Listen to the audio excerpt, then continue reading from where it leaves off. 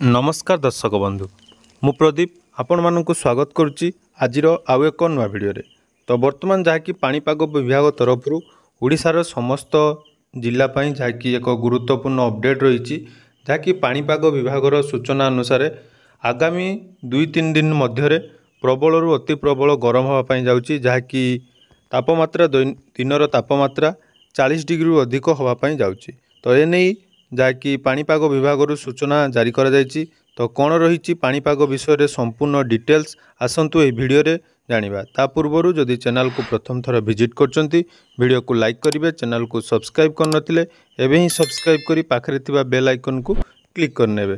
तो देखंतु जहाँकि वर्तमान राज्य में ग्रीष्म प्रभावर जहाँकि प्रबल प्रचंड चली जहाँफल दिनर तापमात्रा वृद्धि होबार लगी तो से नहीं वर्तमान राज्यर पाणीपाग विभाग तरफ नुआ सूचना जारी करा जायछि।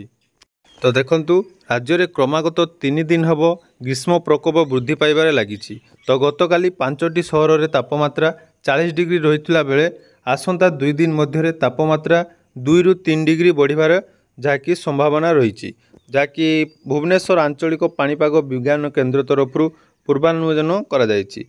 तो एभली स्थिति जुगु राज्यर आभ्यंतरीण जिले में एकाधिक स्थान में तापमात्रा 38 ରୁ 40 डिग्री एवं उपकूल ओडिशार तापमात्रा 36 ରୁ 38 डिग्री रहिबा नै विभाग पक्षर कहुई।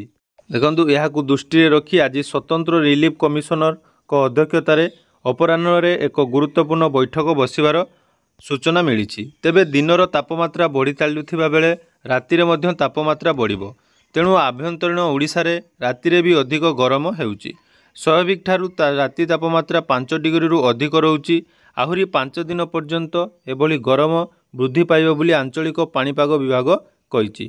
तेणु उत्तर ओडिशार किछि स्थान रे आज कालबैशाखीर संभावना रही बेले उपकूल ओडिशा रे 65% रु अधिक जलीय बाष्प वायुमंडल रे रहउछि जाफल गुळुगुळी बहुत अधिक हेउछि। तेणु उपकूल अंचल रे झांझी पवन गुळुगुळी अधिक रहिबो एवं आभ्यंतरीण ओडिशा रे जहाँकि दिनर तापमात्रा अधिक रहिबो। तेणु एने जहाँकि ओडिशा सरकार तरफ स्कूल कॉलेज जहाँकि सबू सकाळुआ कर दि जायछि।